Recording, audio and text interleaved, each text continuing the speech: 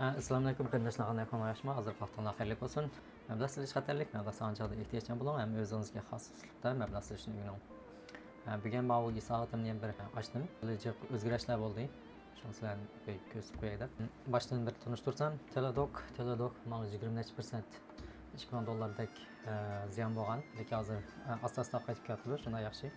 Square asta-asta jiqiltib olgan. 4'ten bilip payda qarabmandı. 4%ga yaqin payda oldu. $200. Qurilmam kichkina cho'ng paychak bo'ldi hozir. Buni uzoq vaqtgacha o'zgartmayman. Square'ni yaxshi ko'rgan yerim, Square hozir xili cho'nglab qoldi. Bu PayPal'larga yetishib qoldi. Shunday ishga o'rildi.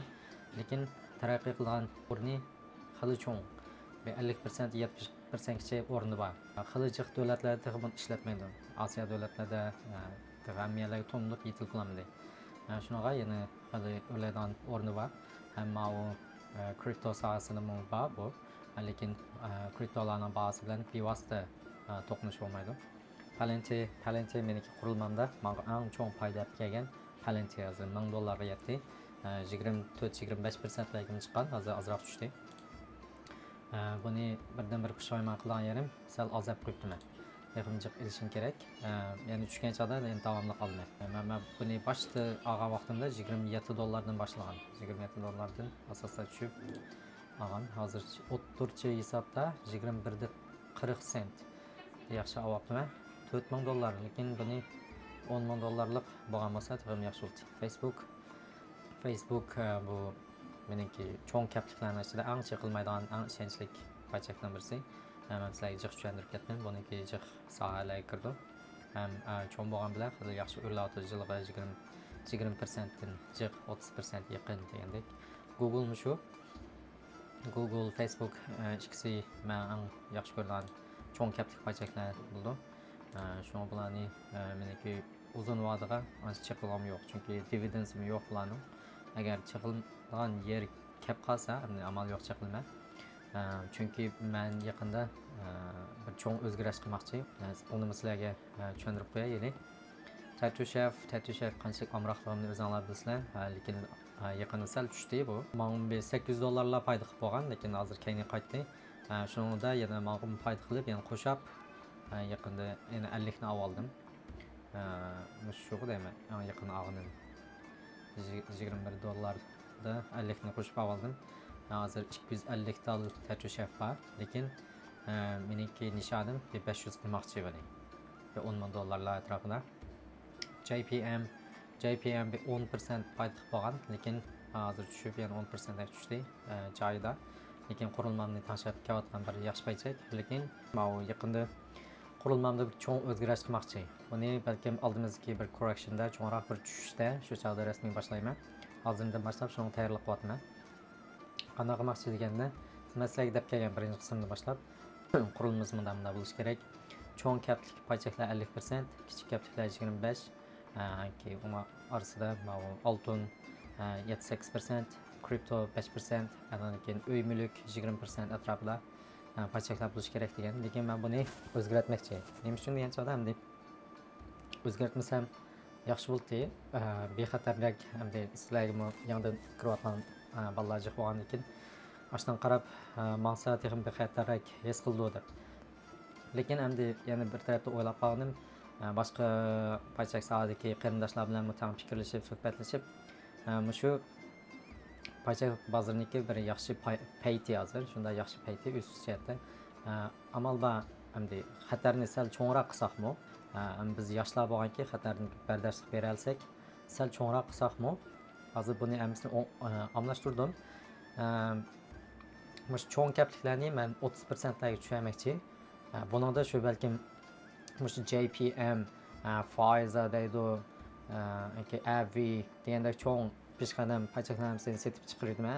Qolganini balkim Facebook vaqtigacha qarab qilman. Shuningda men deb kelgan yillik kirimimizni 20% ga 15% 20% ga nishon qilamiz. Lekin hozir qaranglar.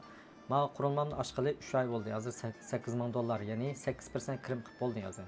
Men asli birinchi yilda 10% larni nishon qilgan, chunki birinchi yilda doim ost bo'ldi, chunki nurg'un naqdlarni olib qo'yib, vaqtida kiramay paychaklar tushmayapti. Shuna vaqt ketadi, tanishib bo'g'icha. birinchi yilda sal osti bo'ldi. Lekin meniki hozir birinchi yildan 8000 dollar kirib bo'ldi hozir 3 oyning ichida. 10 000 dollar qilish, ya'ni 10% qilish ijroq emas menimcha. Shunaqa nishonimni sal o'zgartmoqchi. Boshqa bolalar bilan tanqalashib, bu jihatda suhbatlashdik. Qani qilib boqamiz, lekin oson emas. 20% mi oson emas, shunda tez. 20% mi shunda xatarli. Ba'zan statistikalarni yaxshi ko'rsanglar, Buffett'niki uzun yillik muddatdagi kirimi 24%, Peter Lynch'niki 10 yillik kirimi 29%, Yog'och xonimniki uzun yillik kirimi 15%. Nasdaq hozir 30-40% da kirim qilyotdi deymiz, lekin 20 yillikka qarasangiz around 10%. S&P'ninki eng yaxshi 13%, 14% atrofida. Qolganlari hech qaysi u 20%ni unda oson qilolmaydi. Ba'zan 40%, 50%, ba'zan yillari masalan bulturqadagi 100% qolganlar bo'lgan bilan uzun yillik davomli 20% qilish unda oson emas. Hozir biz bu nishonimizni 30% ga o'stadik. 30% ga o'stasak 30 yilda 50 million kirim bo'ldi ekan. O'zingiz o'ylab qo'ying. Agar 20% ga kirim qilsak 30 yilda 10 millionga bormaydi. Lekin 30% bilan ko'paysak 50 million dimijik 56 millionlar atrofida bo'ldi ekan. Agar siz Rules of 72 ni bilsangiz, 72 qoidada hisoblab ko'rsangiz bo'ldi. Shunaqa yana qilib boqaylik. Muqim unda qilish unda oson emas. Meniki birinchi qitim sinab beqishim. Shunaqa cho'ng o'zgarish bo'ldi deganlarim shu. Bundan JPM bu deganlarni hammasini setitman. Qani Avi men allabran faizani setib oldim. Lekin Microsoft yaxshi o'sgan. Microsoftning 5.5% dan foydalanishni setib etdim. Men shunda yaxshi paylar. Yana davomli mushtariyatdan o'zgarish qilmay. Hozir men naqd pulni 18 000 dollar qilib qo'ydim. Hozircha menimcha muvofiq 18 000 dollar. Andan keyin o'zgarishlar bo'lgan vaqtida JPMlardan boshlab setishni boshlayman. Yana men kichik gaplarni ichidami setadigan paylarim bor. Bularni asosida tunishtiray sizlarga. Avvini men yangi boshqa soha bo'lg'achqa buni jiqroq qilib ilishni qaror qilyapman. Roku menga shundoq yaxshi foyda qildi 27%. Buni qachon olgan desanglar, mana 6-oyning 8-i, 6-oyning 17-si. Shundoq qisqa vaqtda mana shundoq foyda qilib bo'ldi. Roblox men sizlarga degan bu balkim tushidi. Tushgan chog'da ham davomli olmay deb, shunga davomli yana bir qitim fursat kelib oldim. Hozir yana bo'ldi 3000 nachidek payva. 3000 dollar, 3500 dollar. Spotify'ni balkim setitman. Bu yaxshi foyda qildi. Bunu şu çoğun ziyantı eğer insanlar olsa. Zillow uy soha, uy mulk sohasi. Bunu 5% üst oldu hazır. Uy mulk sohadagi o nima setib etdim ras. U cho'ng peshqadam paychak qo'yganki, hamda shu yangi paychaklar, shu uy mulk bo'lsinmi, yangi paychak, qolganlarim bo'lsinmi, yangi paychaklar qarayman. Ammo boshqa soha bo'lgandan keyin bir bundaq 30% qilishda xatar bek cho'ng bo'ldi. Shuning bilan qanday qilishimiz kerak?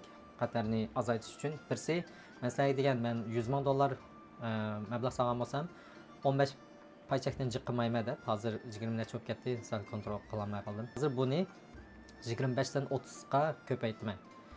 Ko'paysam qanday bo'ldi degan chog'da, chunki yangi soha bo'lgandiki, uni qo'rqib jiq ololmaysiz. Ba Facebook, Google'larga o'xshash qo'rqmaylam 4-5 mingni biroq bunda ololmaysiz. Shuning bilan azozdan elib xatarni sal bo'lish uchun men paychakning sonini jiqiltaman. Andan keyin bundan qanday bo'ldi degan chog'da bo'sib o'sish, uchib o'sidan bunda nisbatan texnik jiqroq bo'ldi. Masalan 15 paychakning ichida birasi shunday o'sib qolsa, 30 paychakning ichida ikkisi yo uchi shunday o'sidan bunda nisbatan cho'ngroq bo'ldi. Unda chog'larda shuni tanishib menish kerak. To'xtamay balkim qisqa o'ynaydiganlarmi texnik jiqroq bo'lishi mumkin. Qisqa deganimda reklam qisqa emas, o'ttir vadidlik bundaq paychaklarni. Keyin birsi sohani yaxshi bilish kerak. Bundan jiq sohalarni chiqarib aytaman. Balki Barrick Gold men 15% ziyon bo'lgan 300 dollar. Bularni vaqtga set etaman. Goldni oltin manbalarini olmayman, uy mulkdan azroq olaman. Keyin kichik paychaklarni jiqaytaman 40% dan, kichik paychaklarni ozaytaman 30% larga. Shuning bilan sohani masalan uy mulk, andan keyin ko'ngil ochilgan ko'ngil ochadigan ana keyin coinni sal jihiltimi. Coinni ham hozir yaxshi muvofiq bo'lsa, ya'ni men o'zim sal coinlarni olgan. Mana Bitcoin ki Doge, Ethereum. Coinlarni sizlarga deb kelgan, men 5% e'lonlar undan chiqamanlar deb. O'zim shu amma yaqin oldim. Coinlarni jiqaytib, 7-8%larga jiqaytdim.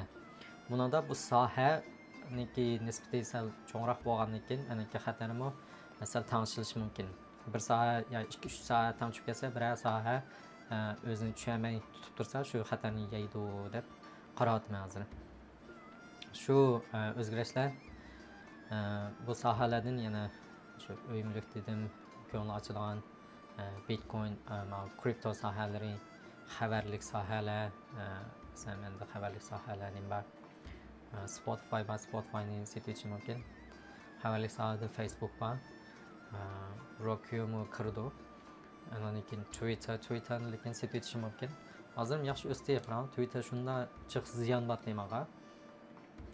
Hozir o'sib 10% paydo bo'ldi. Lekin $75 chiqsa ya $80 chiqsa setishi mumkin. E-commerce soha, Coupang, Shopify degandek misali o'zgartirish qilish mumkin. CRSP mo shunaq ishtiqlan paydo bo'ldi 8%lar. 6-19 haftaga. Shu o'zgarishlarni sizlarga deb qo'yay dedim. Agar yana o'zgarishlar vaqt kelgan chog'da sizlarning fikringizni qabul qilmay, mushtariyatlarda qanday fikringiz bor, buni qabul qilamsizlar, 30% ko'paysam degandek qilib men birinchi qitim sinishim qanday bo'ldi. Endi bugun darsimiz bo'lsin, tilak sanat ko'chaylik. Allohga emanet.